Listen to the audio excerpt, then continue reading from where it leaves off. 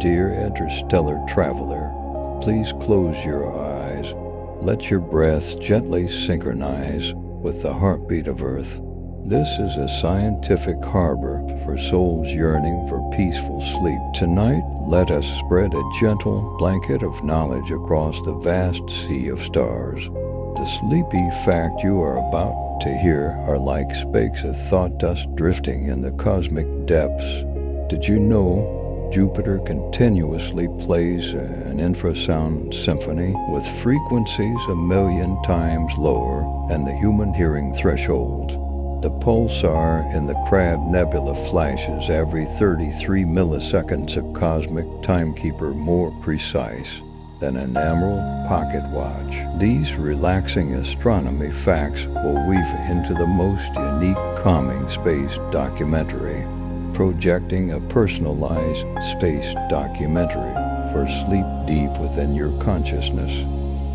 At the heart of our Milky Way, shrouded by clouds of dust and myriad stars, lurks an entity invisible to our naked eyes, yet possessing the mass of millions of suns. This mysterious object is known as Sagittarius asterisk. For the next 80 minutes, we will explore it. Unlike the monsters that devour distant quasars and active galaxies, Sagittarius is almost silent. But this silence is deceptive. Beneath its surface lurk magnetic fields and brewing storms and extreme gravity that pushes physics to its limits. This is the story of how we discovered it, how we photographed the invisible, and what this black hole has taught us about the universe and the Milky Way that veils the truth for a long time, even after humans began building telescopes and studying the stars with scientific tools. The galactic center remained hidden. Astronomers could map parts of the sky, track planets, chart the motions of stars, but something always stood in the way whenever they pointed their instruments toward the Milky Way. That final stretch toward Sagittarius, they hit a wall of light and shadow, of gas and dust, a wall where stars are packed so densely their light blurs into a continuous smear. This region, now called the Galactic Bulge, is one of the most crowded places in the entire galaxy. It is a vast central swelling, composed of hundreds of billions of stars from Earth. It lies in the direction of the galactic center, but seeing through it is not easy. In fact, for centuries, it was nearly impossible. When people look at the Milky Way with the naked eye, they see a faint band stretching across the night sky, almost like a thin cloud. But that is not a cloud or mist.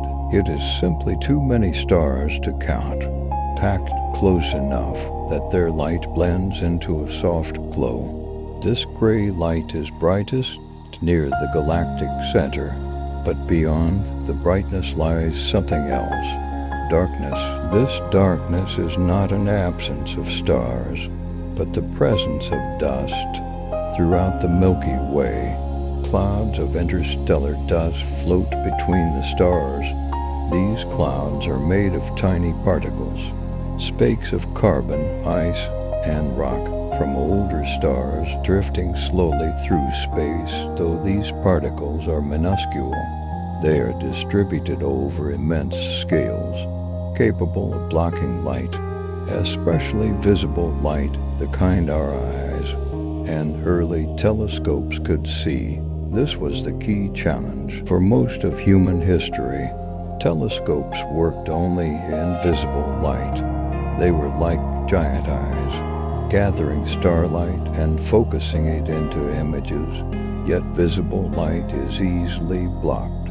When it tries to pass through dust, light is scattered or absorbed, and in the entire sky, the direction toward the galactic center is the dustest.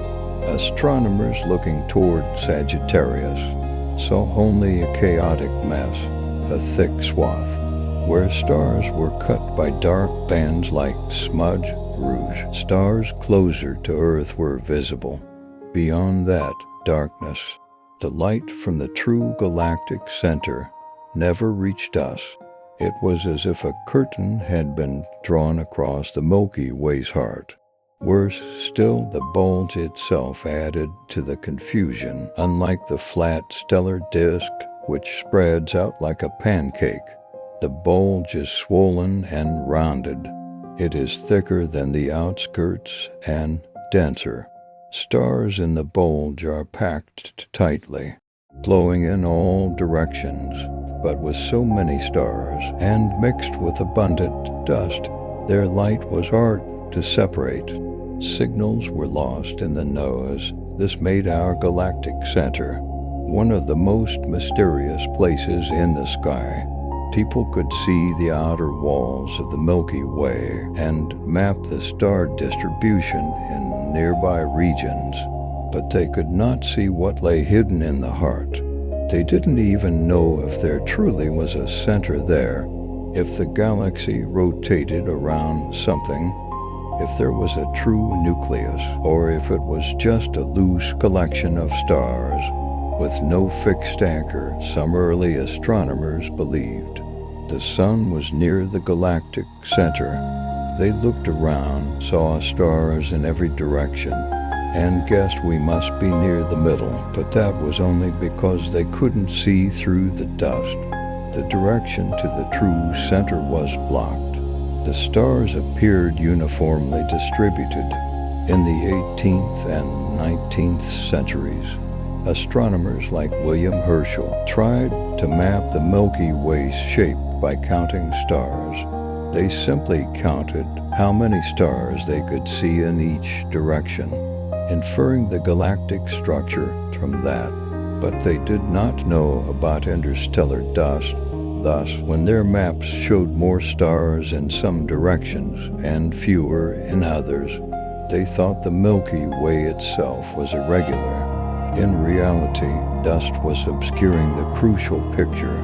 The situation only began to change in the 20th century. New telescopes were developed that could see beyond visible light. Scientists realized that to see through the dust, they needed to use light that could penetrate it more easily, such as infrared and radio waves. This light is invisible to our eyes, but carries information just like visible light, and isn't as easily scattered or absorbed with infrared telescopes. Astronomers could finally peer into the bulge, see the stars hidden by the clouds, and began to outline the true shape of the center with radio telescopes. They received signals from the depths of the Milky Way, energy waves from strange sources never seen before. In the 1930s and 40s, radio astronomers began detecting strong signals from the direction of Sagittarius. It wasn't an ordinary star, nor anything familiar. Instead, it was a powerful radio source, right at the galaxy's exact center. They called it Sagittarius A at first. It was just a bright spot in radio images, buried deep within the bulge. But as instruments improved, and the region was studied more carefully, they gradually realized something very abnormal was there, massive, invisible, and tugging on surrounding stars at incredible speeds. Even so, dust and gas made studying the galactic center difficult. Astronomers had to keep building better instruments, from mountain tops to high altitudes to space itself, to gain a clearer view. The bulge remained one of the most crowded, chaotic, and complex places in the Milky Way, making it harder. Stars within the bulge move very fast, They don't drift slowly, they whip around the center swiftly and tightly. Tracking these motions required extreme precision. You had to observe the same stars for years, measuring their paths meticulously for patterns to emerge. The combination of dust, density, and high speeds kept the truth hidden for most of human history. Ancient people wove myths, early scientists sketched out lines, but the galaxy's true center was veiled by its own structure. It was always there, hidden behind a sea of glowing, crowded stars and a thick fog of interstellar matter. Only with patient eyes did we begin to see its true face. In the early 1930s, a young engineer named Carl Jansky was working at Bell Labs in New Jersey. His task had nothing to do with astronomy. He was solving problems for long-distance radio communication. Radio communication was rapidly developing then. Ships, stations, and nations relied on clean signals. But there was always strange noise in the background, unexplained by classical theory. Jansky was tasked to find the source of this noise. To do this, he built a peculiar machine, a large rotatable antenna mounted on wheels. It could point to different parts of the sky. Some called it Jansky's merry-go-round. It operated at a shortwave frequency of 20.5 megahertz, far lower than visible light, but useful for communication. Jansky spent months collecting data. He found some static came from nearby thunderstorms, some from distant lightning, but there was another noise source that appeared and disappeared roughly every 24 hours. At first he thought it was related to the sun, but the timing was off. It arrived about 4 minutes earlier each day. Then he realized this cycle wasn't tied to Earth's rotation relative to the sun, but to Earth's rotation relative to the stars. In other words, it came from space, its direction pointing to the galactic center. This was the first time humans detected radio waves from beyond the solar system, an accident, a byproduct of an engineering project. Jansky's discovery opened radio astronomy. At first, the news didn't cause a sensation. Astronomy was still focused on optical telescopes. Few realized how important radio signals from space could be. Jansky himself didn't continue space research. Bell Labs moved him to other projects. His antenna was eventually dismantled, but the seed was planted a few years later. Grote Reber picked up Jansky's lead. Reber was a radio engineer and amateur astronomer. He read Jansky's work and decided to build a radio telescope in his backyard. He constructed a parabolic dish about 9 meters in diameter and began scanning the sky for radio signals. Reber confirmed Jansky's results and produced the first map of the radio sky. The map clearly showed a strong radio signal in the same direction. From the 1940s to 50s, more scientists joined. The field began to grow. New antennas were built, larger, more sensitive, covering wider bands. These instruments revealed a sky invisible to the eye. Objects dark in visible light glowed brightly in radio waves. The dust-shrouded galactic center began to speak a new language. By the 1960s, radio telescopes had become powerful tools. Scientists could study the galaxy's structure in detail. They detected gas clouds, supernova remnants, even radio signals from other galaxies. But one spot stood out: the strong, compact radio source toward Sagittarius. This signal, first noticed by Jansky, came from a very specific location. It was stable, strong, and located in the galaxy's heart. It didn't flicker, nor was it spread across the sky. It was very compact, hinting at a small, extremely energetic object. By the 1970s, its nature was still unclear. The signal was strong but hard to explain. It didn't match known nebular patterns or supernova remnants.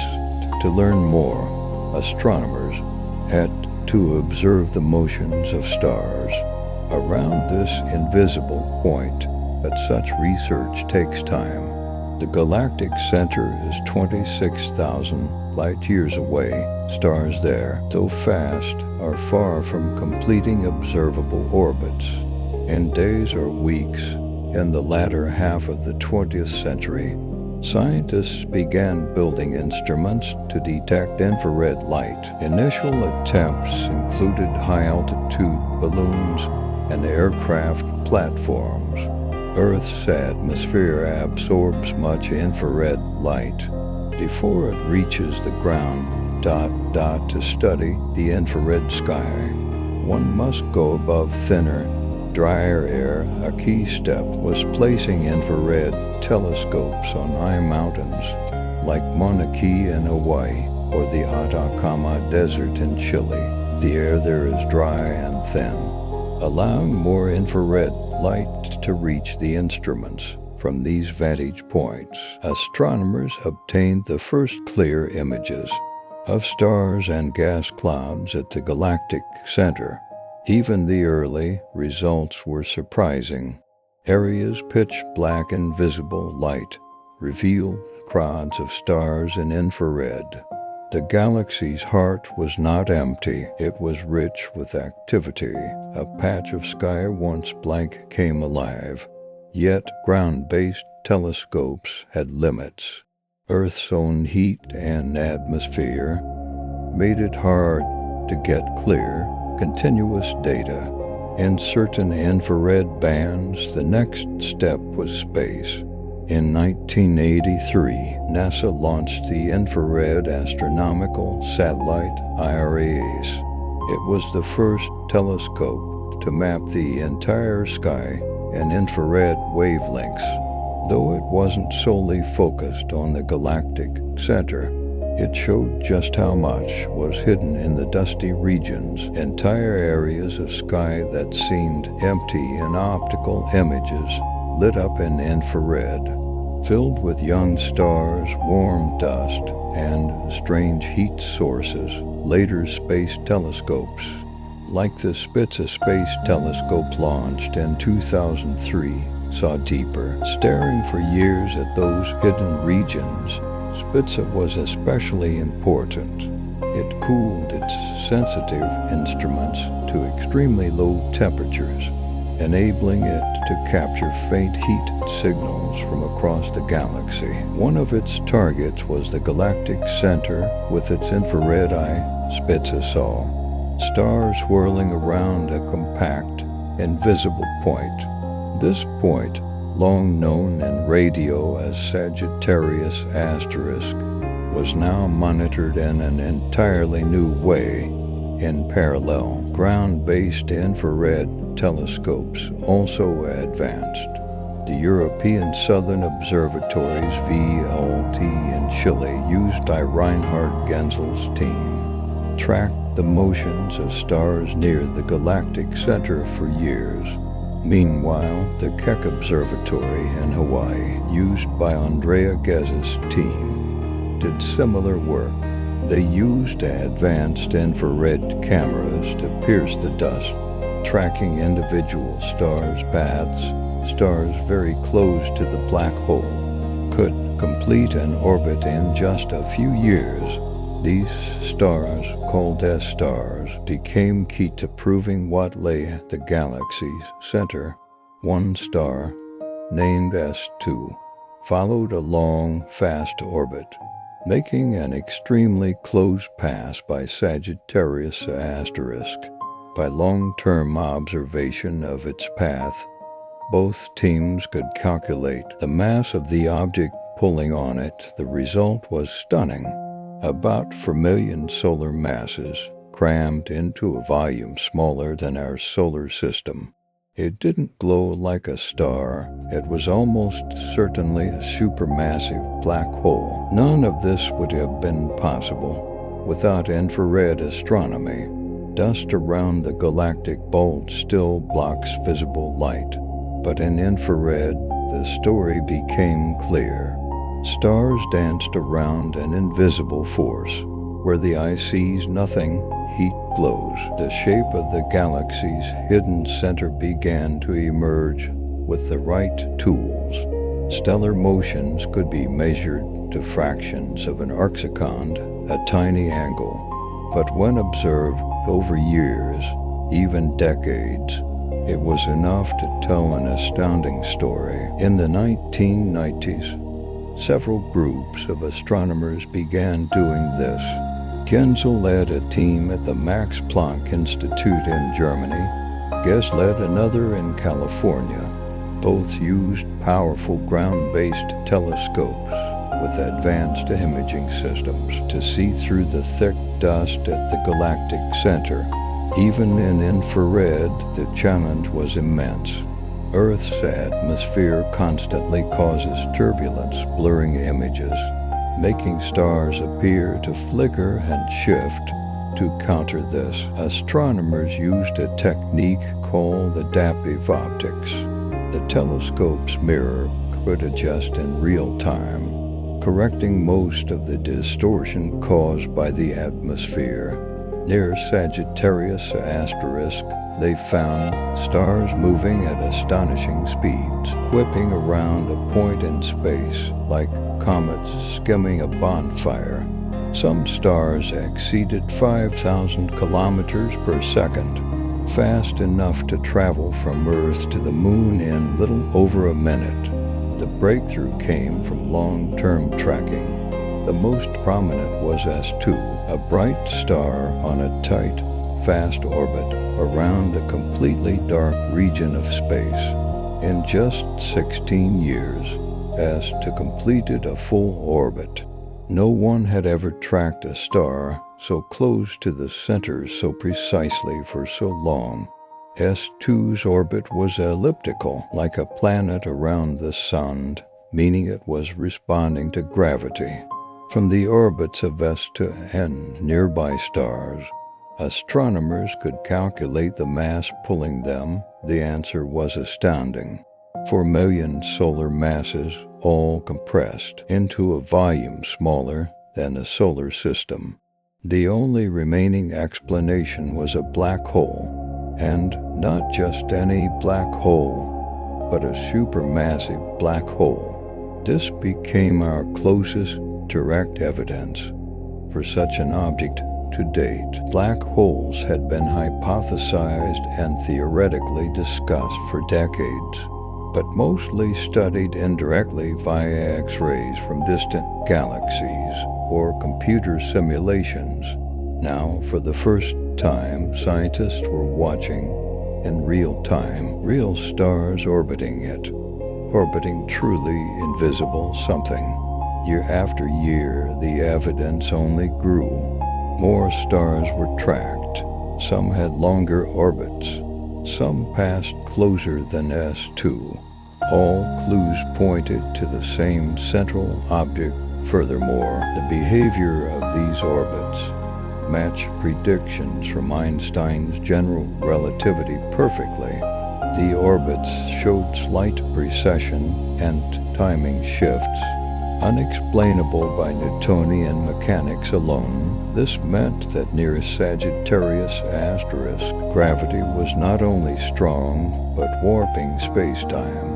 In 2002, the GESS team published the first complete orbit of S2. In 2008, the Genzel team provided even more precise measurements.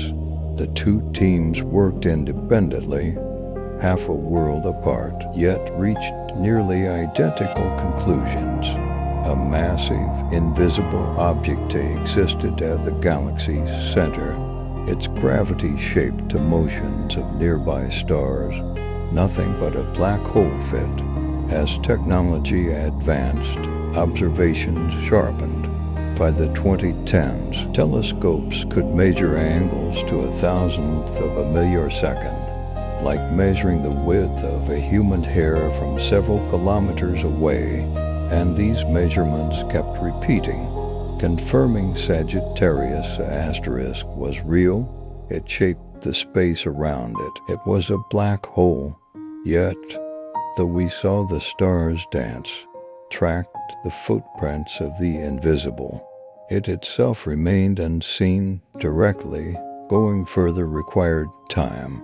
When scientists first conceived of black holes, they weren't thinking of just one type.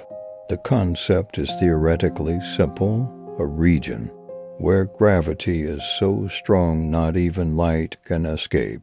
But how they form, grow, and behave varies greatly. So astronomers categorize black holes by kind. Sagittarius asterisk at our galaxy's center belongs to the largest known class, supermassive black holes. But it's not the only type. Understanding the others helps show how special our galactic center is. Stellar mass black holes, the smallest class, form when massive stars end their lives in supernova explosions, and their cores collapse. If the star is massive enough, the core collapses under gravity into a black hole. These are small on cosmic scales, yet can contain more mass than the Sun. If they accrete matter from a companion star, forming an accretion disk, they can be extremely bright and X-rays, intermediate mass black holes. Between a few hundred and a few thousand solar masses are harder to find. They might form in dense star clusters from the merger of multiple stellar mass black holes, or grow by steadily consuming gas and stars over time. They might be the missing link between stellar mass and supermassive black holes. Supermassive black holes, weighing millions to billions of solar masses. Sagittarius asterisk is on the lighter end of this class, yet still unimaginably massive. These cannot form from a single collapse. They must grow over time, perhaps from direct collapse of huge gas clouds in the early universe, or by mergers of smaller black holes and star clusters. Nearly every large galaxy's core seems to hide such a giant.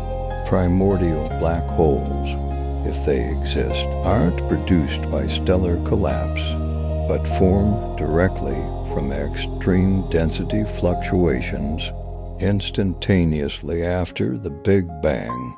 They could be small or large, if they exist. They might be scattered throughout space, occasionally even passing through the solar system unnoticed. Ultramassive black holes, over 10 billion solar masses, might exist in the centers of some enormous elliptical galaxies. They challenge the limits of black hole growth. Sagittarius asterisk belongs to the supermassive category, but has some unique characteristics. Compared to the most massive black holes in the universe, it's relatively quiet. Many supermassive black holes are highly active, devouring vast amounts of matter, erupting with brilliant jets visible across the cosmos. Our galactic center is currently in a low-activity state, only nibbling occasionally, flaring briefly in radio, infrared, and X-rays. This quiet makes it harder to study, lacking the striking strong radiation of active ones, but also makes it an ideal laboratory for studying the black hole itself. not overwhelmed by violent feeding events. By comparing Sagittarius asterisk to other black holes, scientists can better place it within the grand picture of black hole cosmology. Stellar mass black holes are more common, but affect only their local vicinity. Intermediate mass black holes might connect the small and large. Supermassive black holes shape entire galaxies. If primordial black holes exist, they might reveal clues about the earliest universe because of this diversity.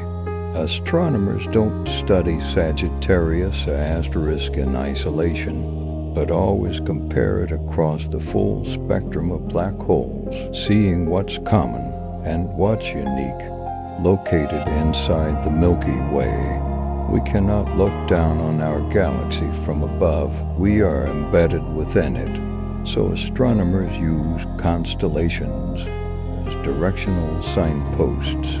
Saying something is in Sagittarius means it's in that constellation's direction, not that it belongs to that constellation. When radio astronomers looked more closely toward the Sagittarius direction, they realized they were seeing a cluster of radio sources, all near the galactic center. To manage these signals, they needed names. In the early 1970s, Bruce Ballack and Robert Brown used high-resolution radio imaging. To study the central radio source, they were zeroing in on the most compact central point within this extended D mission. They named the entire complex Sagittarius A, denoting the first major radio source discovered in that direction. If others were found nearby, they'd be Sagittarius B, C, etc. Within the Sagittarius complex, Ballack and Brown identify a point that seemed like the central engine, perhaps the very core of the galaxy.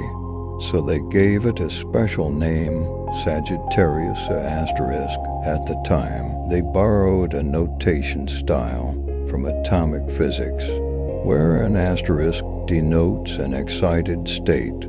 It wasn't formal astronomical naming convention, but they found it fitting. This source was far stronger, more concentrated, and more mysterious than its surroundings. The name stuck.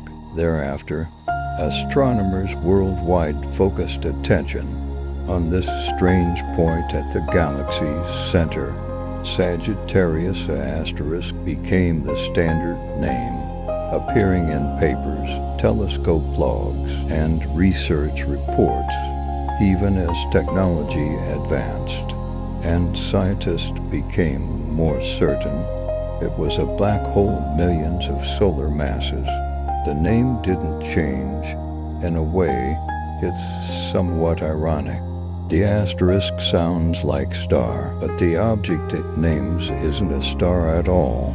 It emits no light of its own. It pulls light in. It bends space, swallowing anything that gets too close. But the name gave this invisible thing a place on the celestial map. Names in astronomy are diverse, some from ancient languages, some catalog numbers. Radio sources are often named by location and order of discovery. Pulsars use coordinates, galaxies use catalog numbers. Names can be elegant or practical, but all help scientists identify and remember objects. For Sagittarius asterisk, the name not only marks its sky position, but also reminds us that this small symbolic asterisk carries the weight of an entire galaxy. Nearly every type of galaxy, spiral, elliptical, or many regulars, seems to host a giant black hole at its core. Some are larger than Sagittarius asterisk, some smaller, but the commonality is clear. It seems a rule of the universe. The first clues came from galaxies with unusually bright centers. These active galactic nuclei release enormous radiation. Inexplicable by starlight alone, the most compelling explanation was a supermassive black hole feeding on gas and dust, spiraling inward, releasing energy. Quasars operate on the same principle we now understand.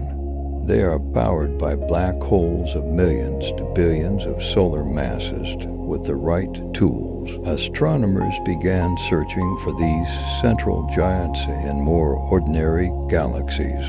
Time and again, evidence showed they were there. Even if some galactic centers are quiet and dim, some black holes dormant, not consuming much matter, we can still measure their gravitational pull via the motions of surrounding stars and gas. So the question shifted from, does our Milky Way have a supermassive black hole, to why does every galaxy seem to have one? The simplest answer is, these black holes and their galaxies form together. They are a natural product of galaxy formation. One scenario: early in the universe, gas clouds collapsed directly into massive black holes, then grew over billions of years by accretion and mergers.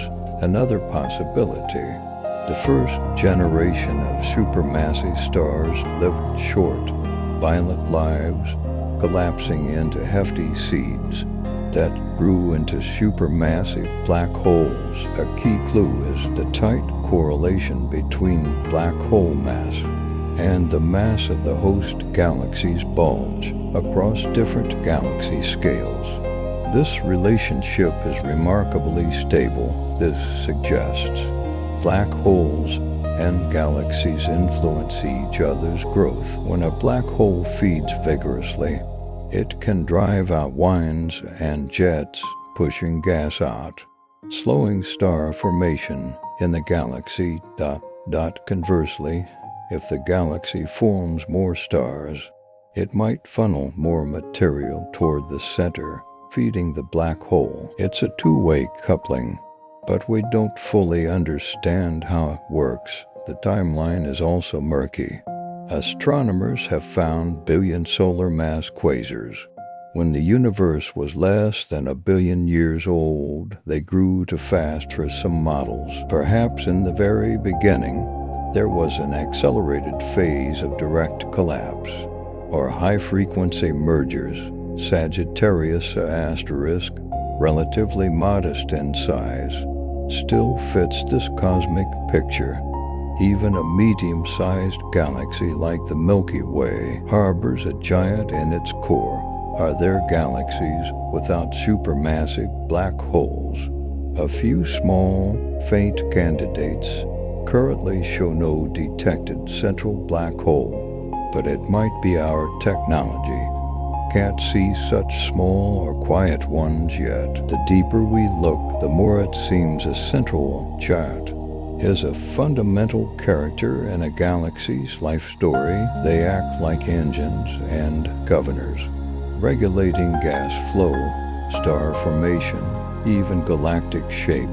When they appear is still debated, born alongside the galaxy or carved out later by the first stars. By studying Sagittarius asterisk up close, we can test theories of black hole growth, galaxy evolution, and the galaxy black hole balanced. Every bit of understanding might explain similar structures in more distant galaxies. After decades of research, the supermassive mystery isn't fully solved, but knowing the scale of the puzzle is progress in itself. If we replaced the Sun with Sagittarius asterisk, its event horizon would swallow Mercury, Venus, Earth, and Mars. Everything would be gone in an instant, but on the arena of the universe's largest black holes, Sagittarius asterisk is far from the king of the hill. For example, in 2019, the black hole at the center of M87, famously imaged by the Event Horizon Telescope EHT, weighs about 6.5 billion solar masses, over 1,600 times more massive than SGR asterisk. Its event horizon is so large it could contain our entire solar system. Then there's Home 15A at the center of a galaxy cluster over 700 million light-years away, estimated at around 20 billion solar masses if swapped with SGR asterisk. The Milky Way's gravitational landscape would be remade. Stellar orbits would shift dramatically. The central bulge would become denser and brighter. And then there's Ton 618, one of the most massive known, making SGR asterisk look like a pebble beside a skyscraper. Estimated mass, approximately 40 billion solar masses. SGR asterisk's event horizon spans a light travel time of about 24 seconds. TON 618's is about a week. Interestingly, even though they're more massive, they aren't necessarily more dangerous in their immediate neighborhood. A black hole's overwhelming gravity only manifests up close, at a distance. Its gravity is no different from any other object of the same mass. If the Sun were magically replaced by a black hole of the same mass, Earth's orbit wouldn't change. It would just become dark and cold. The same holds on galactic scales. A big black hole doesn't mean it swallows stars daily. It just has the potential. The difference lies in growth mode and activity level. SGR asterisk is currently relatively quiet. It occasionally swallows small amounts of gas and dust, with occasional faint flares in X-ray and radio. In contrast, Ton 618 is an active quasar, feeding at a tremendous rate, forming a brilliant accretion disk, bright enough to outshine its entire host galaxy. This gluttony not only makes it luminous, but also allows it to grow faster over cosmic time. Scientists think SGR asterisk might have been more active in the distant past. Evidence suggests a few million years ago it might have flared brightly enough to sweep the galaxy with strong radiation.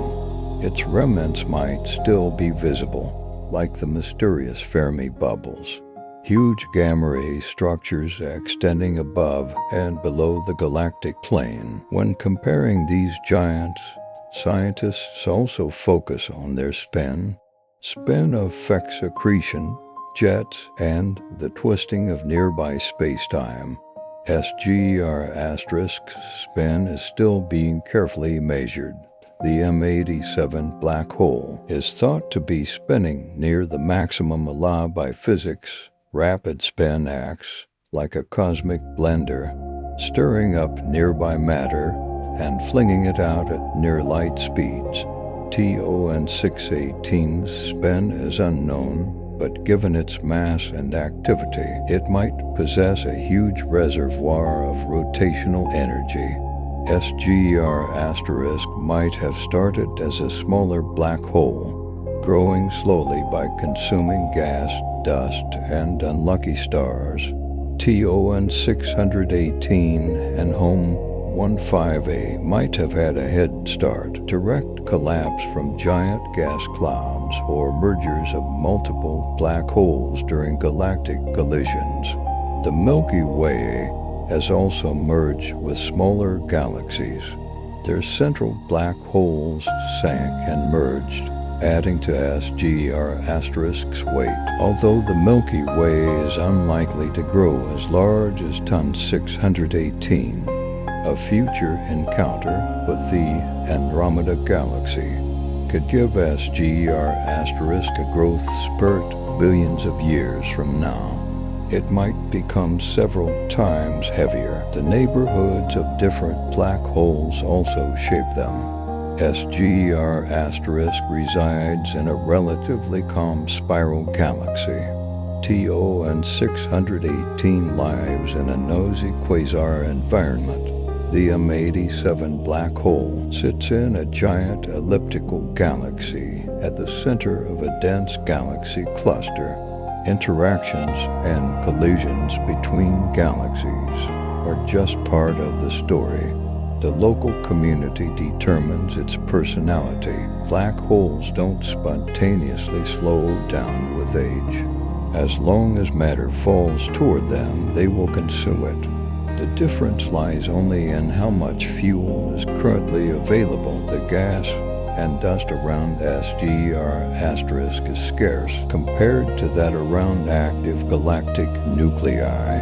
Even when matter comes close, it often gets heated and stirred, with much of it blown back into space by winds and turbulence. Before reaching the event horizon, only a tiny trickle actually crosses the point of no return. Because the accretion rate is so low, SGR asterisk is faint by black hole standards. Its radiation in radio, infrared, and X-rays is much weaker than that of its gluttonous cousins. A typical quasar may be thousands of times brighter. If our black hole suddenly started feeding at a quasar's rate, the night sky would be transformed. A bright source would appear at the galactic center, visible even in daytime, so bright it would outshine most stars.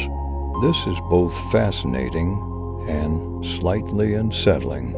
It's also because of its quietness that it was so hard to find.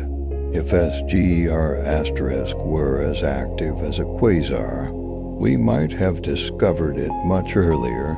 In fact, even 26,000 light-years away, a feasting black hole would be an overwhelming beacon. Its gentleness also offers clues. The galactic center region has been relatively calm overall for at least a few million years. Other galaxies often show violent outbursts from their central black holes, jets stretching thousands of light years, expanding radio lobes, and shock waves heating surrounding gas.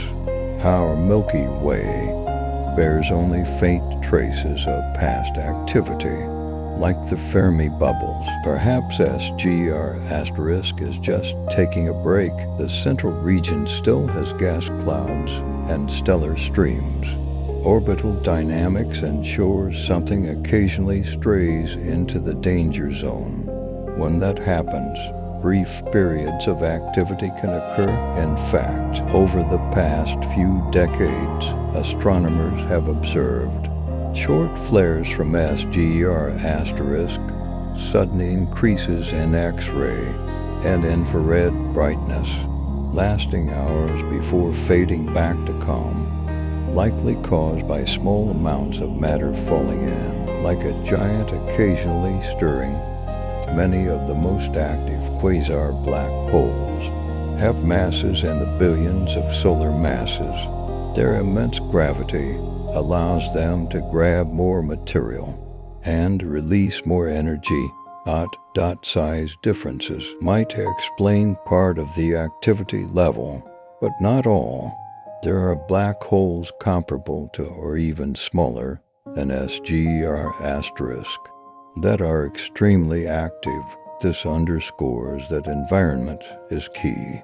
If the gas and dust at the galactic center were denser, SGR asterisk's story might be completely different. During this current lull, telescopes can see details of stars and gas around the black hole and perform extremely precise orbital measurements.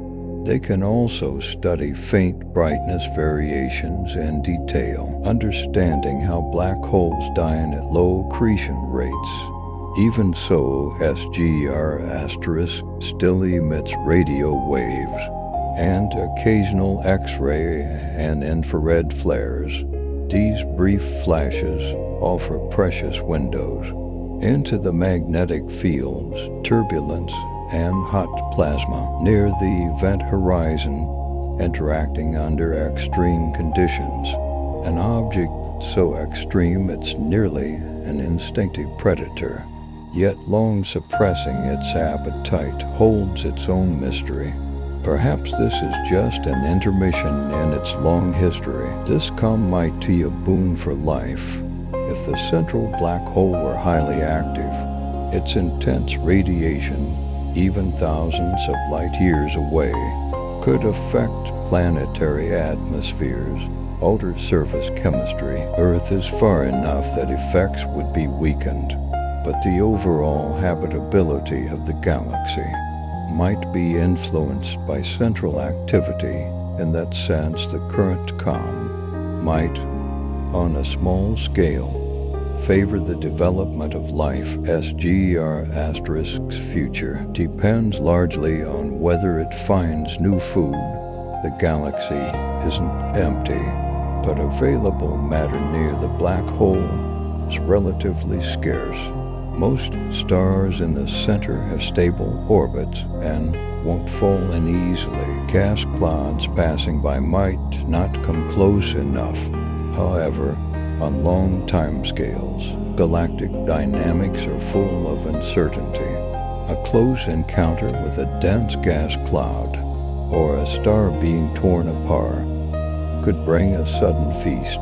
Recently, astronomers tracked a gas cloud, G2, approaching SGR**. Many expected a dramatic outburst. The result was mild.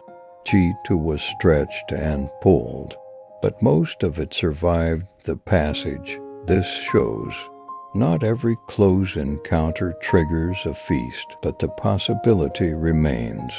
If a larger or denser cloud approaches, SGR** might suddenly brighten by hundreds or thousands of times. It wouldn't be dangerous for Earth, but the night sky would look different. Under ideal conditions, the naked eye might see a brighter galactic center. Another path to awakening is galactic merger. Billions of years from now, the Milky Way and Andromeda will meet. Most stars will pass harmlessly by, but gas and dust from both will be stirred and funneled toward the centers. This could deliver a huge amount of fuel to SGR**, pushing it into a true quasar phase, spewing jets and winds, reshaping parts of the Milky Way, clearing out gas and suppressing star formation. Observing distant galaxies gives us templates. Some black holes are in their violet quasar phase, others are dormant. This suggests black holes may go through multiple active cycles on timescales of millions to tens of millions of years. SGR** might remain silent for a long time, or it might erupt in some future era. Another possibility, it swallows an unusually large object, like a star cluster or a passing intermediate mass black hole, releasing energy far beyond its current output. Now, the HT, space-based, X-ray, and infrared telescopes are all monitoring continuously. Even if a major outburst is far off, the process leading to it might be detectable years or even centuries in advance. Through patterns of slowly fluctuating brightness, we are also searching for historical traces. Do the orbits and chemistry of central stars bear imprints of past violent events? Do the central gas structures show patterns shaped by ancient top flows? They are like tree rings, records of the black hole's past behavior if SGR** becomes active again. It would be an unprecedented live lesson for humanity. The quasar light we usually see comes from billions of years ago. Witnessing it in our own galaxy would allow real-time study of black hole feeding and feedback mechanics. It would also remind us that the seemingly stable Milky Way is still a dynamically evolving machine. For many galactic centers, there's almost always a bright, hot accretion ring around the black hole, a vast disk of gas and dust slowly spiraling inward, heated to terrifying temperatures by friction and compression, glowing brightly enough to rival the galaxy. This is why distant quasars can be seen billions of light years away. However, at SGR asterisk, we see nothing so brilliantly obvious. Instead, it's very faint, so much so that for decades, people doubted its existence. The mystery isn't just the black hole itself, but a delicate balance in its environment. Radio and X-ray observations long hinted that matter is indeed moving inward, but most of it never reaches the event horizon. It gets heated and then blown away. Thus, the concept of radiatively inefficient accretion flow emerged. The matter falling toward the black hole isn't dense or compact enough. Much of the energy is carried away non-radiatively. Or perhaps the matter fails to form a proper disk, getting tossed out by magnetic fields and turbulence before it can. Imagine trying to light a fire, but instead of stacking wood tightly, you scatter it loosely in a circle. Heat is still there, but it can't gather into the bright flames you expect. That's the scene around SGR asterisk. Vast, thin, easily disturbed accretion is also crucial. To make an accretion disk blaze like those of active black holes requires a continuous, massive supply of fuel. Active nuclei often have intense star formation nearby, funneling huge amounts of gas toward the center. The Milky Way is currently relatively calm. Some studies even suggest SGR asterisk might be in a long-term fasting period.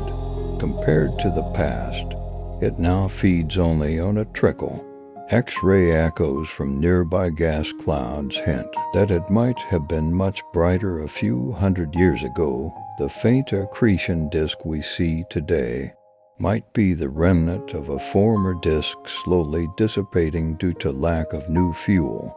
When the EHT looked at SGR asterisk, it resolved a faint glow, not a flat, bright disk like M87's, but mottled and uneven, depicting a hot, thin, chaotic accretion flow. But faint doesn't mean useless.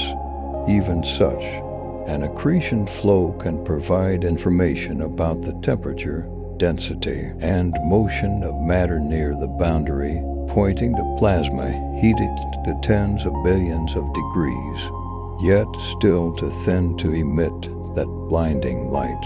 The passage of stars like Asta might supply some material to the accretion flow, but the disk remains faint. This suggests another possibility. The black hole is very picky about its intake. Magnetic fields and turbulence act as shields, deflecting most gas back. When G2 approached in 2014 with little effect, it might have been because G2 was a star wrapped in dust, not a pure gas cloud. So little matter actually entered the disk. The conclusion isn't that there's no disk, but that the disk is faint, patchy, and hungry. We live next to this sleeping giant. Its current hunger is suppressed every now and then. The faint light around SGR asterisk's inner region is suddenly broken by bright flashes. They come without warning, One moment all is tranquil, the next it's as if someone turned up a cosmic dimmer switch. Soon it fades back. These flares can be dramatic, sometimes increasing in brightness by tens of times the normal level, but fading back within an hour or two. They have no fixed schedule, not strictly correlated with anything we can predict, and are obscured by thick dust and gas, adding to the mystery. Whenever a flare is detected, scientists immediately swing into action, pointing every available telescope at it, trying to record as much as possible before it fades. When these flares were first noticed, people were surprised by both their intensity and their speed. The rapid rise and fall suggested they originate very close to the event horizon.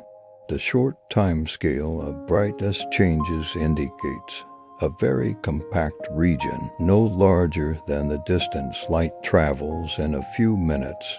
This strongly points to the black hole's immediate vicinity, but what exactly causes them? One explanation: dense clumps of gas occasionally fall in. Normally, the surrounding matter is too thin to emit much light, but clumps stripped from nearby stars or from dust clouds grazing the black hole, if caught by gravity, heat up to millions of degrees during their death spiral, briefly releasing huge energy before vanishing, causing a sudden bright flash. Another explanation emphasizes magnetic fields. Magnetic field lines near the black hole get tangled and stretched, storing vast energy. When magnetic reconnection suddenly occurs, it releases a rapid burst of radiation. This picture doesn't require new matter being swallowed as a prerequisite, better explaining why some flares happen without obvious signs of new accretion. A third idea involves close passing objects, stars or smaller black holes, coming near SGR asterisk. Tidal forces strip off some material, feeding it to the black hole, causing a strong flash. Though not common, it can't be ruled out in such a crowded central region. Scientists can't schedule flares. They can only monitor continuously, waiting for a brightening. Once caught, they must observe simultaneously across multiple wavelengths, from radio to X-rays, to piece together a complete spectral picture of the event. Flares are more common in X-rays and infrared, consistent with radiation from hot regions near the event horizon, yet the patterns aren't uniform. Some are stronger in X-rays, some in infrared, some last only minutes, some drag on for hours. This suggests multiple mechanisms might coexist. In 2019, there was a particularly notable flare. SGR asterisk reached its brightest recorded level in history, more than twice the previous peak, making people wonder if a major event like a stellar disruption had occurred. Subsequent observations leaned more toward a large clump of gas falling in, possibly related to G2, which had been wandering nearby for years. If it can flare so brightly even in its current fasting state, how dazzling must it have been in its more active past? X-ray echoes from nearby gas clouds hint that a few hundred years ago, it might have been 100,000 times brighter. Today's flashes might just be echoes of past frenzy. In the coming years, with collaboration between the HT and space telescopes, scientists hope to catch a flare in real time, from rise to fall, and match it to specific physical processes near the edge of SGR asterisk. The rules of the universe seem less like iron laws and more like flowing patterns here. Gravity isn't the only master, powerful. Invisible magnetic fields twist and turn like living things, weaving through plasma, pulling charged particles along curved paths, sometimes even blocking their way. For a long time, people thought magnetic fields around black holes were just background byproducts. Now it's increasingly clear these tangled magnetic fields might be central to many of the black hole's strange behaviors. The black hole itself doesn't generate magnetic fields from an internal dynamo like Earth does. Magnetic fields come from the surrounding plasma. As gas moves, it drags magnetic field lines with it, stretching, twisting, and tying them into complex knots. SGR**''s magnetic field isn't a neat, closed loop like Earth's. It's chaotic and variable.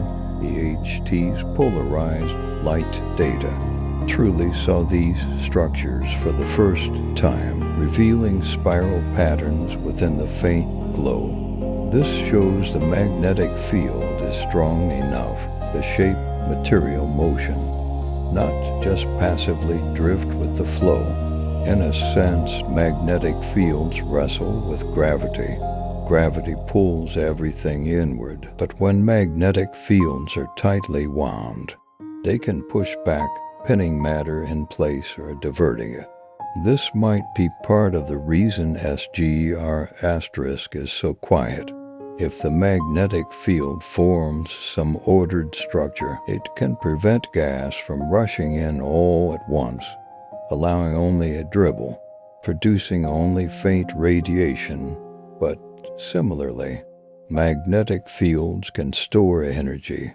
When they snap or reconnect, they can erupt, accelerating particles to extremely high energies, emitting brief flashes of X-rays and infrared light. Once the energy is depleted, the light fades until the next time. The large-scale 3D arrangement of these magnetic fields remains a mystery. Do they form large loops extending far out, or are they chaotic in the outer layers and slightly ordered closer in? Observations hint at some order very close to the black hole and more disorder further out, meaning the system is in a delicate balance, stable enough to avoid constant eruption, but unstable enough to occasionally flash. In other systems, strong magnetic fields can drive powerful jets, shooting plasma out at near light speed. SGR* has no obvious large jet, but there might be smaller, weaker outflows, acting like pressure release valves, venting gas and energy that would otherwise fall in, keeping the system in a low state near the event horizon. Conditions are so extreme that normal plasma physics starts to break down. How magnetic fields affect particles is hard to model completely, especially when relativistic effects are added. Charged particles spiraling along magnetic field lines at near light speed produce polarized radiation. By measuring polarization, we can read the shape and strength of the magnetic field in a region we can never visit directly. These textures of light are among the few direct clues we have. Understanding this tangled magnetic web is understanding how the black hole engine works. Gravity provides the large skeleton. Magnetism fine-tunes the mechanism. The Schwarzschild radius is one of the simplest ways to describe a black hole. It's the size of the event horizon. Cross this line, and you bid farewell to the visible universe forever. In 1916, German physicist Karl Schwarzschild, shortly after Einstein published his general theory of relativity, first found a mathematical solution describing such an object. His equations tell us that if you pack enough mass into a small enough space, gravity becomes absolute at a certain radius. This radius depends only on the mass. For SGR asterisk, MASS is about 8.5 for times 1,036 kilograms. Plugging into the Schwarzschild formula gives a radius of about 12 million kilometers, huge on human scales, but astonishingly small on cosmic scales. It's only about 17 times the sun's diameter, yet it packs that mass into an invisible sphere at the galaxy's heart. The event horizon isn't a physical surface, but a boundary where space and time plunge inward. No outward paths exist. From far away, the Schwarzschild radius is just a mathematical boundary. You can orbit around it, even hover nearby. But closer in, the landscape changes. Space itself is falling. The closer you get, the faster it falls. Time dilation intensifies. From your own perspective, everything seems normal, but from the outside, you slow down, your light redshifts and dims, vanishing before you actually cross the line. In the EHT image, the dark central spot isn't the black hole itself, but its shadow, a slightly larger silhouette formed because light near the event horizon is bent and swallowed. The true Schwarzschild radius lies inside the shadow's edge. Because it's so far away, its angular size in the sky is smaller than a donut on the moon viewed from Earth. Imaging it required years of collaboration, massive computation, and precise coordination across continents. Inside the Schwarzschild radius is a region we cannot observe directly.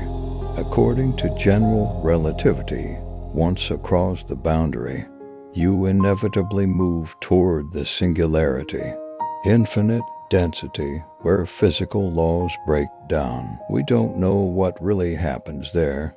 Perhaps a point of infinite curvature. Maybe quantum effects smear it out or replace it with something new. Regardless, to the outside, it is forever hidden. This isn't just a limit for light. It's a causal boundary. No signal from inside can affect the outside. So black hole science relies mostly on indirect methods, measuring stellar orbits, watching how hot gas behaves, catching the ripples of light caused by magnetism and gravity just outside the event horizon for any object of the same mass. The Schwarzschild radius is the same, so scientists often describe black holes by mass. Once you know the mass, you know the radius, and you know the escape velocity at its boundary equals the speed of light, even in its current quiet state. The thin region just outside the Schwarzschild radius remains a physics frontier laboratory. There, magnetic fields snap and reconnect. Charged particles spiral at near light speed.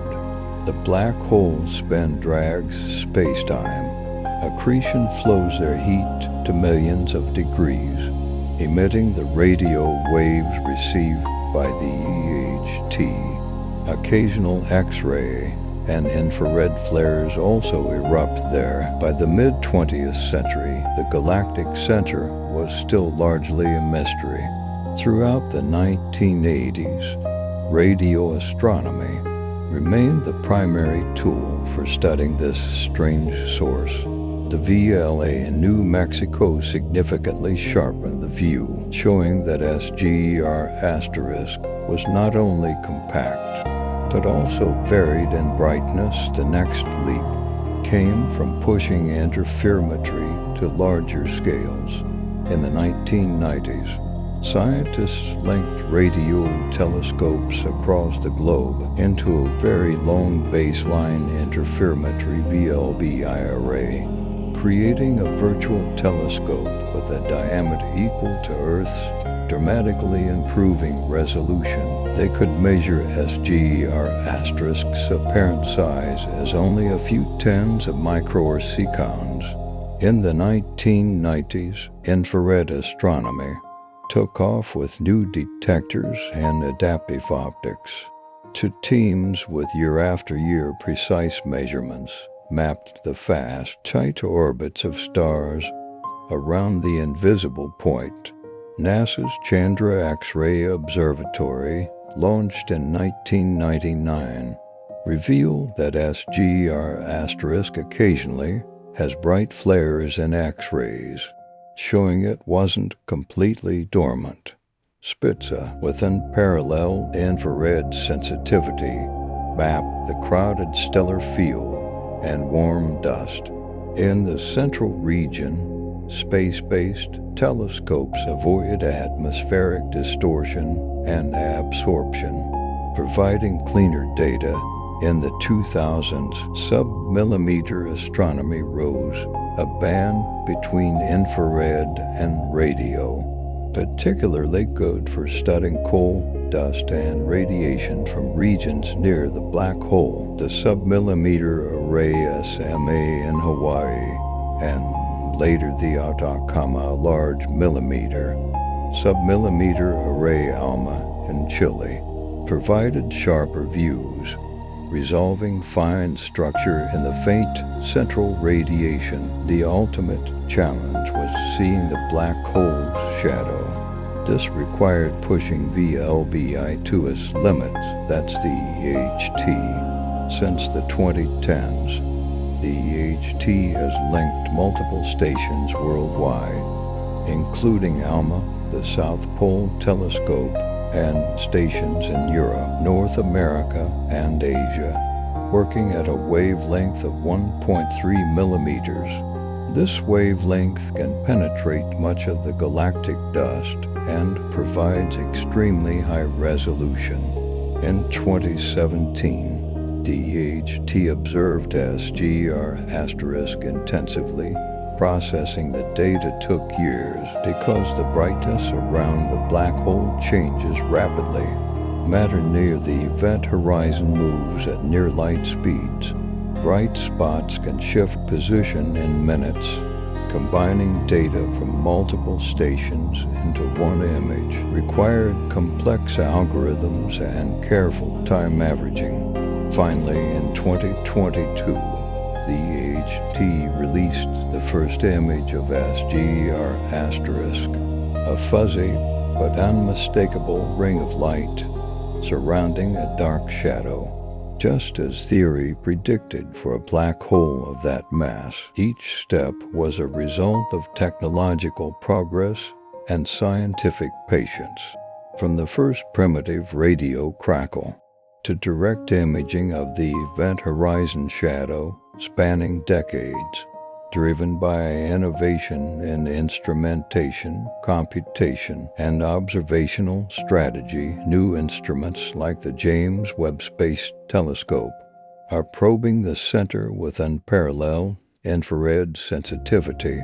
EHT upgrades also promise clearer images. The discovery history of SGR* is like a play that unfolds layer by layer.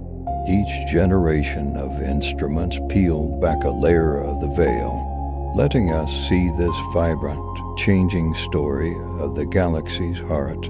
Light isn't just a straight-line traveler through an empty stage. Space itself can bend it, twist it, even focus it like a giant lens. This phenomenon, where mass bends light paths, is called gravitational lensing, one of nature's most extraordinary gifts to astronomers. For researchers studying SGR*, this phenomenon at certain moments provides a clearer glimpse into the galaxy's dark heart. Place a heavy ball on a rubber sheet. It creates a dip, Marbles rolling past will curve around the dip in the universe. Stars or black holes are the heavy balls. Light is the marble, space-time is the sheet. Light from a distant object passing near a massive body has its path bent by the latter's gravity warping space-time. From afar, it looks like the light is refracted or focused. Applied to SGR asterisk, gravitational lensing isn't just a clever trick. The galactic center is dense with stars and rich with gas clouds. Sometimes they briefly align between us and SGR asterisk. These fleeting alignments cause lensing effects, allowing astronomers in that instant to obtain details finer than usual. This is especially important because the line of sight to the center is often murky with dust. This effect can occur on different scales. Sometimes a single star orbiting close to SGR asterisk acts as a microlens, magnifying a more distant background object. This is microlensing. Sometimes a dense gas cloud or a cluster of stars creates a larger lens, distorting the shape of more distant sources. By studying these distortions, scientists can trace back the light path, learning more details about the galactic center. Not only can intervening objects lens light from the center, SGR asterisk itself can bend the light of background stars, even creating multiple images or stretching them into long arcs. Precise measurement of these effects helps determine the black hole's mass with high accuracy and even glimpse hints about the matter distribution very close to the event horizon. Catching such events isn't easy. Perfect alignments are rare and short-lived, especially in the highly dynamic central region. A global network of telescopes monitoring this small patch of sky simultaneously is needed to avoid missing those subtle changes in brightness or position. The initial signs weren't immediately recognized. Early radio astronomers occasionally noticed strange brightenings of background sources, but without theoretical consensus or sufficiently fine tools at the time. As technology improved and theory matured, old data got new interpretations. Now researchers can not only identify lensing events, but in some cases predict them based on precise tracking of stellar motions.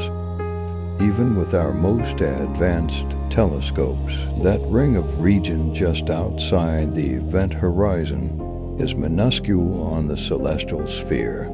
Gravitational lensing acts like a natural magnifying glass, boosting resolution, helping us probe the shape of the accretion flow, magnetic field distribution, and orbital material dynamics. These are key details for testing models of black hole behavior. Another subtle benefit: lensing can sometimes act as a natural amplifier for faint flares, making them stand out more from the background, making it easier to measure their timing and intensity. In extremely fortunate alignments, the light from a flare might even take to different paths around the black hole, reaching us at slightly different times, creating a delayed echo. Even better, gravitational lensing works across all wavelengths: radio, infrared, even high-energy X-rays are all bent by gravity equally. So the benefits of lensing cover the full spectrum of observation. If SGR asterisk becomes brighter or more eruptive in the future, lensing effects might make its activity noticeable even further away with next generation. Extremely high resolution and high-sensitivity instruments coming online, gravitational lensing will likely become a routine, powerful tool, continuously revealing the deepest secrets of this black hole. Light from stars near SGR asterisk before reaching our detectors must pass through Earth's atmosphere. This layer of air, essential for life, is not friendly for precise astronomical measurement. Turbulent cells of air, varying in temperature and density, bend the starlight differently from moment to moment, causing the twinkling we see with our naked eyes. For astronomers wanting to track the extremely fine motions of stars close to the black hole, twinkling isn't romantic, it's a major problem. For years, even the strongest ground-based telescopes struggled to get razor-sharp images of the center. The solution is called adaptive optics. It doesn't revolve around making better lenses, but confronts the atmosphere itself. Since air is distorting the starlight, the telescope uses a mirror that can change shape rapidly, applying an opposite distortion to cancel out those twists in real time. To know how to bend the mirror, you first need to measure the instantaneous distortion. In practice, astronomers choose a bright guide star. If none is nearby, they use a laser to excite a layer of sodium atoms about 90 kilometers high, creating an artificial star in the sky. By analyzing the distortions of this star, a computer can, hundreds of times per second, send commands to the mirror, pushed and pulled by tiny actuators on its back to restore the image to sharpness.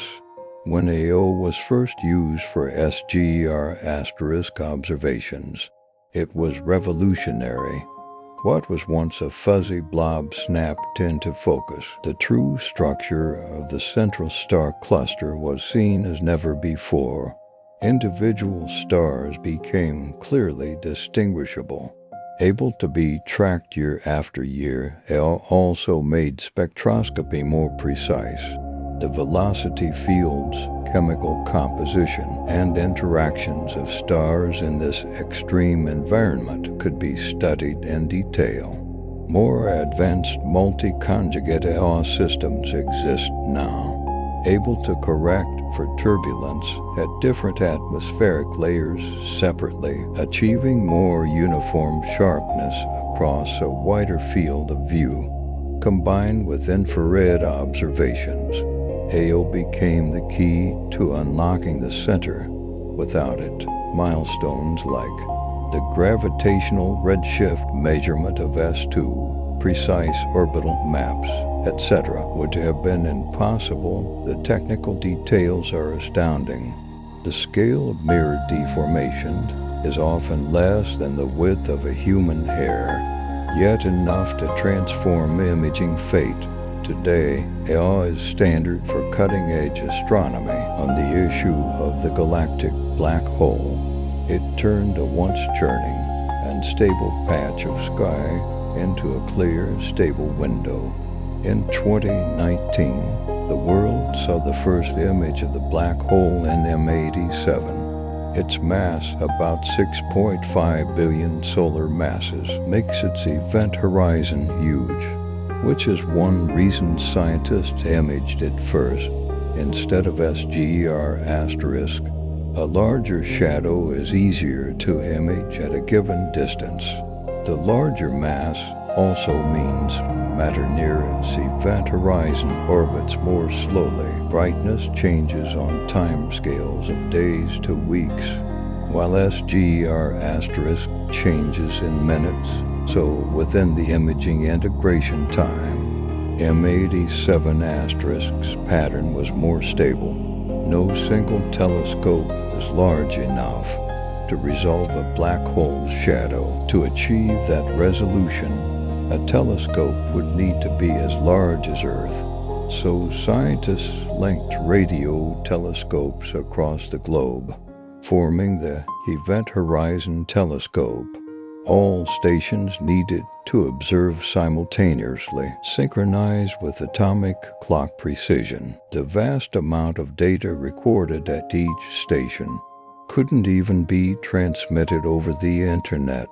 Hard drives had to be physically flown to central processing facilities.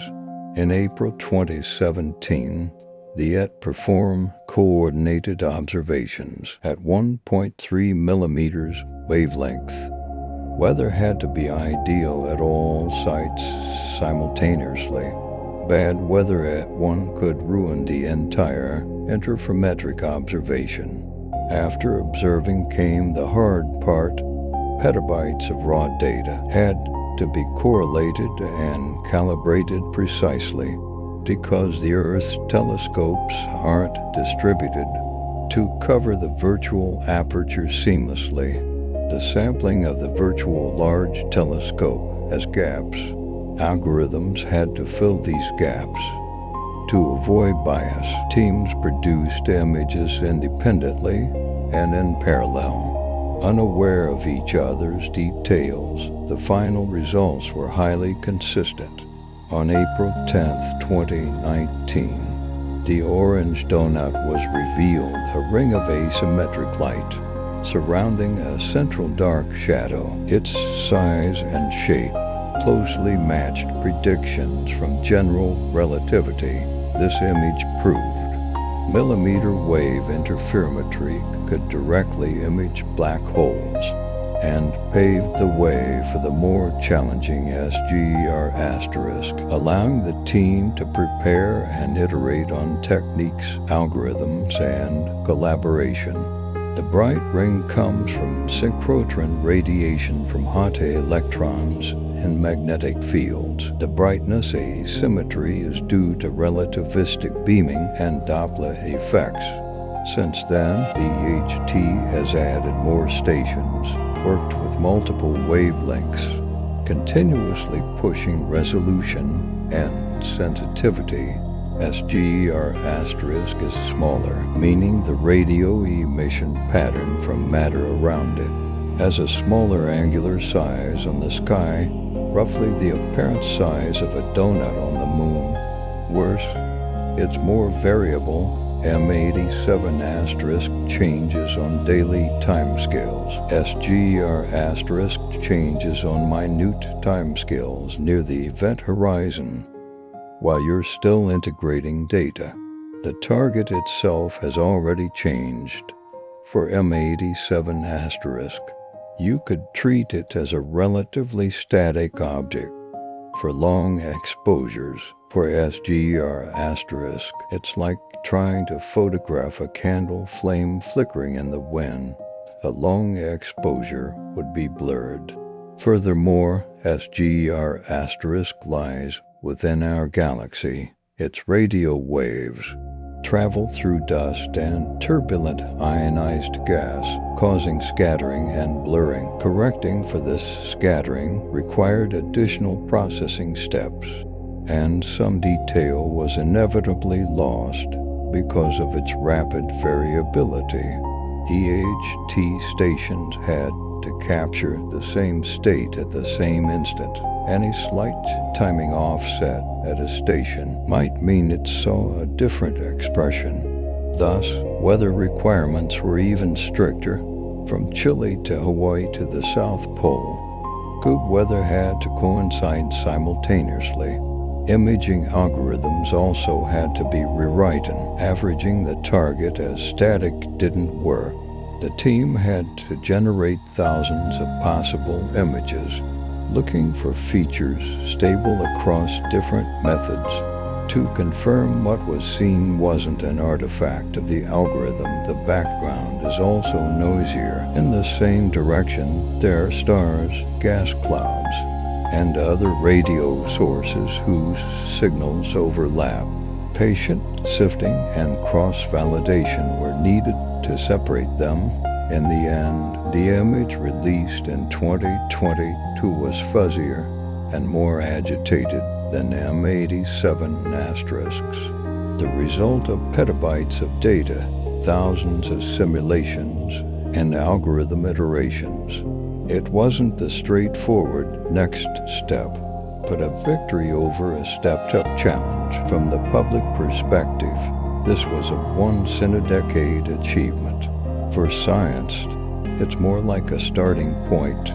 One of the most immediate unknowns is spin. Black holes can have no spin or spin near the maximum. Spin determines the event horizon shape, material orbits, and jet energy, but deducing spin from a blurry, time-averaged image isn't simple. M87 asterisk varies slowly, making it easier to find stable features to constrain spin. SGR asterisks bright spots keep changing. The final image is an average over time, diluting spin clues. A second unknown is orientation. A black hole has a spin axis, but SGR asterisk has no prominent jet to point the direction for us. Lacking this pointer, its axis inclination remains uncertain. Also, the first image didn't directly include polarization information, which is a key to magnetic field structure. Follow-up observations are addressing this. We see an average image. If we could take high-speed snapshots, we might see hot spots orbiting near the event horizon. How flares start, but achieving that resolution and sensitivity requires long integration times, contradicting the target's rapid variability. The shadow size matches relativity's predictions, but errors still leave room for alternative theories not to be completely ruled out. Sharper images should tighten these constraints. A more practical challenge is that the radio light we see has been scattered by turbulent clouds along the way. Even after correction, it might blur subtle patterns. That's why multi-wavelength observations and improving resolution are so important. Next, the EHT will add more stations, tackle polarized imaging, extend continuous observation periods, and even explore ground space combined arrays. Each step might turn this silhouette into a portrait. The interior of a black hole isn't a territory to be explored. It's more like a box that never opens. In the classical picture, after crossing the event horizon, all paths lead straight to the singularity. No orbiting paths exist. But modern physics keeps asking, is the singularity real at quantum gravity scales? Might the singularity be replaced by some structure of finite density?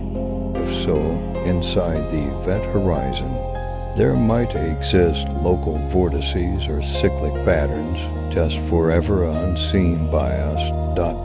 Some models allow for different phases of space-time regions inside. In such mathematical constructs, light or particles might have stable paths, but it wouldn't be like planets orbiting a star. Another idea, Comey's from string theory and quantum fluctuations. The interior is a tangle of vibrating strings or membranes, perhaps a boiling sea of particles, exhibiting motion patterns completely different from our intuition. Another line of thought links the black hole interior to a new universe. Falling matter is channeled into another space-time. The black hole becomes a wormhole entrance. If the wormhole is stable, there could be paths that loop inside, but that wouldn't be orbiting a mass center, but spiraling along a space-time tunnel. There are also conjectures stemming from the information paradox. If information is preserved inside in some way, it might exist as periodically changing patterns. In loop quantum gravity approaches, Space is made of discrete units. Internal collapse might bounce and oscillate, forming geometric back-and-forth swings. Some also imagine black holes birthing new universes, their interiors like an expanding cosmos. Could our own universe have originated from inside a black hole elsewhere? Common to all these ideas is the barrier of the event horizon. It doesn't let us see inside. We can only speculate via mathematical simulation and subtle external effects, but merely posing these questions forces us to test the boundaries of our theories. The evidence piled up like a mountain for interpreting SGR** as a supermassive black hole. Stars orbit an invisible pivot at extreme speeds. The spectrum and timing of nearby hot gas match expectations for infall and heating. But science means always testing hypotheses. So some ask, what if it's not a black hole, the first alternative? Dark matter. Dark matter doesn't emit or absorb light. We know it exists only from gravitational effects. It makes up most of the matter in the universe, holding galaxies and clusters together. Could the galactic center just be a dense concentration of dark matter? The problem: dark matter particles barely interact with each other and don't radiate to lose energy, so it's hard for them to collapse into an extremely compact core. Our observations show the central object's mass density is so high, 4 million solar masses within a solar system-sized volume, far exceeding the spontaneous concentration capability of any known dark matter model. A more exotic alternative, a boson star. If a certain ultralight, stable boson exists, it could form a giant quantum condensate, massive and dense, yet without an event horizon or hard surface.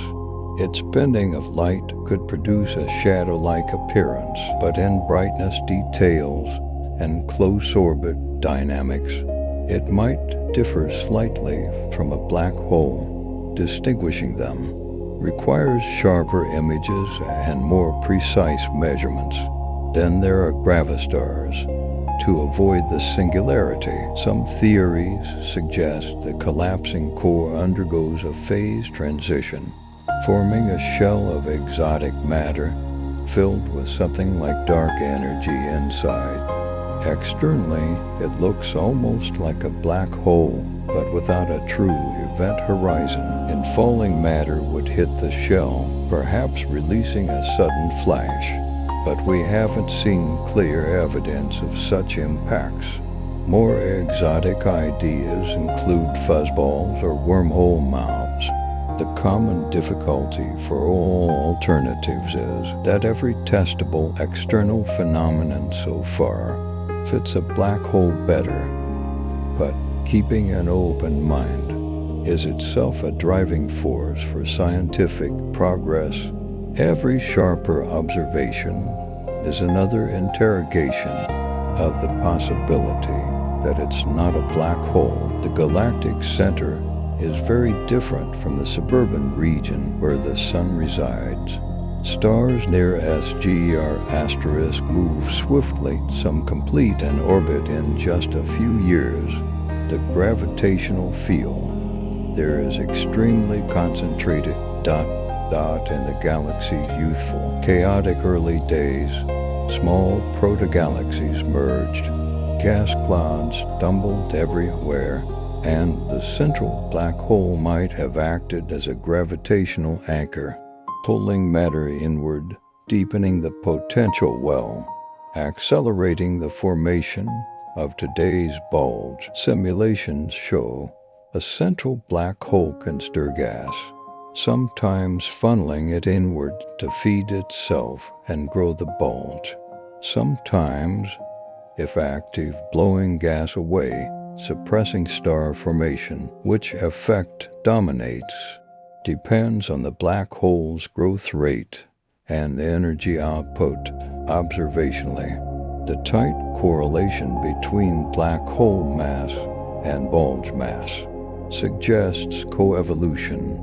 If SGRA has significantly influenced the Milky Way, it was likely during its more active phases. Its ejected winds and jets could have cleared out areas, allowing spiral arms and bar structures to evolve over longer timescales. The Fermi bubbles hint that its influence might reach beyond the disk, affecting the halo. The mass concentration might help stabilize the galactic bar, that long, bright band spanning the center that funnels gas into the inner regions, thereby feeding both star formation and the black hole. Its influence might also be imprinted in chemical evolution. If central activity periodically cleared out gas in certain regions, star formation there would pause, delaying elemental recycling for hundreds of millions of years. This would leave patterns of elemental abundance differences at different radii. Of course, a black hole's reach is short. In the outer galactic disk, its gravity is almost negligible. The sun's spiral arm is shaped more by density waves and the disk's self-gravity. Overall, SGR asterisk is both a driver and a passenger. Sometimes it sits back, sometimes it steps on the accelerator, leaving trails we can still read today. Engineers, astronomers, and computational scientists are building next-generation arrays that will make today's EHT look like a prototype. Our current image of SGR asterisk comes from technology that is already several years old. In astronomy, there's always a lag between data acquisition and publication. By the time results are published, the tools have often been upgraded. The biggest strides will come from new stations. More stations mean denser sampling and sharper images. Currently, due to geographical, funding, and policy constraints, the virtual mirror still has gaps. Adding stations in Africa, Pacific Islands, or even sea platforms could significantly fill those gaps. A bolder plan is to put telescopes in space. Space Earth VLBI would create a virtual aperture larger than Earth's diameter, dramatically increasing resolution, potentially allowing us to make a movie. OFSGR asterisks hour-by-hour changes. Data links will also be upgraded from faster, larger recorders to ultra-high-speed links, enabling near real-time correlation. In algorithms, machine learning will be increasingly used to identify robust patterns in interferometric data, improving image clarity and reliability, and promptly flag interesting moments as they happen. Observation strategies will expand from a single 1.3 millimeters band to multi-wavelengths simultaneous observations as short as 0.87 millimeters and longer millimeter waves too, effectively taking color pictures of the black hole in physical colors. Longer continuous observations and smarter weather scheduling will increase chances of catching hot spots, completing orbits. Mega projects like the Square Kilometer Array SK, while not designed for EHT resolution, could gain from sensitivity improvements, helping us see fainter details and subtle outflows. Further visions include lunar-based stations no atmosphere, able to observe continuously, forming a baseline with Earth stations. Polarization imaging will also become routine. M87 asterisks polarized image already mapped magnetic field lines. SGR asterisks version is on its way. It will help us understand why it's so quiet. When we can take similarly detailed ID photos of multiple black holes, we can classify them by size, spin, accretion rate, and magnetic activity. The EHT's first image will likely be updated by clearer versions. The next generation's goal isn't just a still photo, but a live video. SGR asterisk spin can tell its life story. Did it grow slowly over billions of years by nibbling, or through a few feast mergers to reach its size? The problem: spin can't be seen directly. It must be inferred from the behavior of light and matter very close to the event horizon, and one of the most promising keys is X-ray polarimetry. Polarization is the ordered orientation of light wave vibrations, magnetic fields, and geometry. Leave fingerprints in the electric field direction of the light. At SGR asterisk, in falling matter eats up, producing X-rays. These photons travel through warp spacetime, scattered and bent by gravity and magnetic fields. If the black hole is spinning, it drags spacetime, altering the paths and polarization angles of the X-rays. By precisely measuring these polarization properties, we can infer the accretion geometry and spin strength. Until recently, X-ray polarimetry was a dream.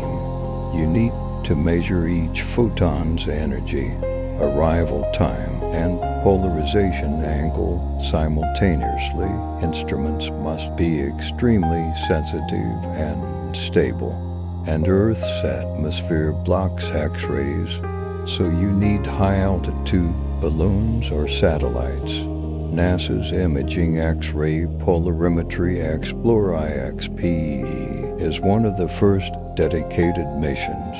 It has been collecting polarization data from pulsars, supernova remnants, and active galaxies. For the relatively faint SGR asterisk, IXPE can attempt to capture polarization signals during flares. Next generation missions will have larger collecting areas to gather more photons, higher angular resolution to resolve the source in the crowded center, and faster timing capabilities to track the swing of polarization angle frame by frame during flare evolution. This could not only reveal spin, but also tell us the inclination of the spin axis relative to the galactic plane. A rapidly spinning black hole stores immense rotational energy, which can be extracted to power jets and winds. Even if SGR asterisk has no major jet today, its spin might be a hidden engine, quietly influencing the dynamics of surrounding gas. Spin could also be a fossil record of its history. Did it grow mainly by steady accretion, which tends to align and increase spin, or by mergers which can randomize or slow spin? By measuring its spin, we write another chapter in the biography of the silent giant at our galaxy's heart. All right, my friend, let's pause our conversation here tonight on the mysteries of the universe. Now, allow me to press pause for you. Set aside all thoughts and inquiries, and simply, quietly be in this moment.